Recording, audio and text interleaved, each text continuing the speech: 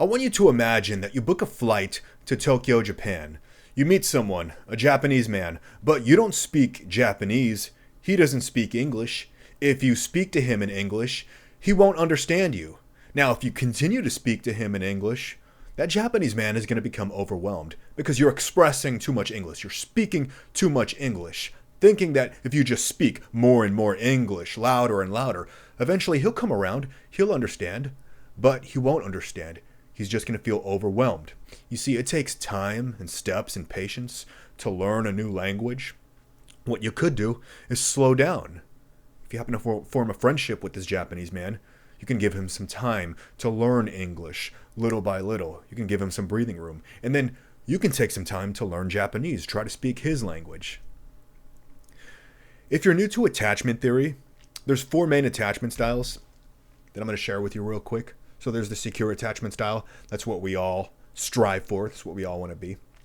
And then there's the anxious preoccupied. It's called the anxious preoccupied because someone with this attachment style is preoccupied with a relationship or the idea of a relationship. And then there's the avoidant attachment styles. Fearful avoidant is disorganized because it's kind of a mix of anxious and dismissive.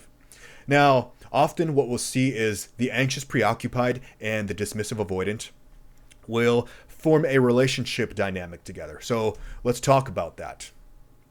Let's talk about the anxious attachment style. So someone with an anxious attachment style is very expressive. They're very vulnerable. Okay, they're very open-hearted. They're often too vulnerable to the point where their vulnerability turns into insecurities. So they're very good at expressing their feelings, their emotions.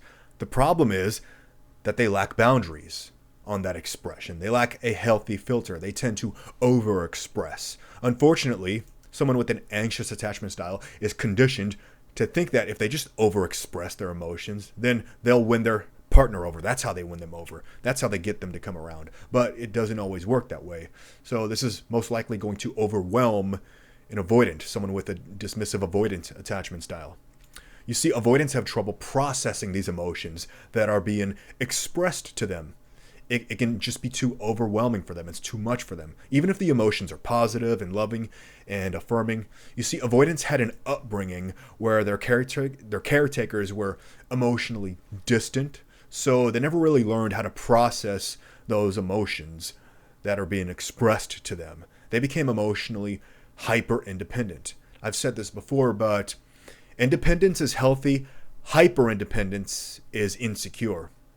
So, someone expressing too much emotions, too much affection to them, to an avoidant, it's almost like a foreign language to them. And avoidants don't speak that language. So back to the story of the Japanese man.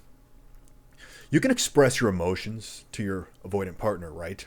But it doesn't have to be all at once. It doesn't have to be in a way that's overwhelming because they're not going to understand it. So here's my technique. Here's how I would express emotions to an avoidant. Okay, here's how you should do it. Express your emotions the way you would express your cards in a game of cards.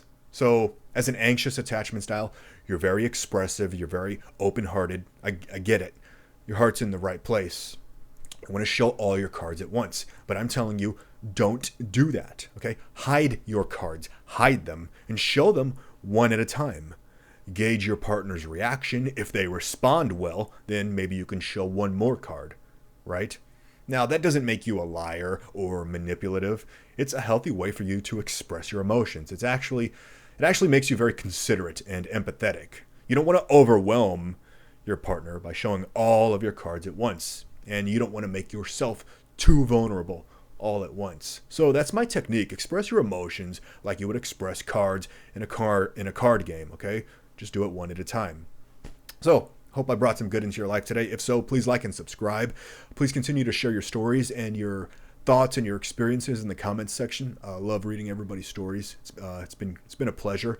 And if you think this video might help somebody, please share it with them. Until next time, you take care. I'll see you in the next.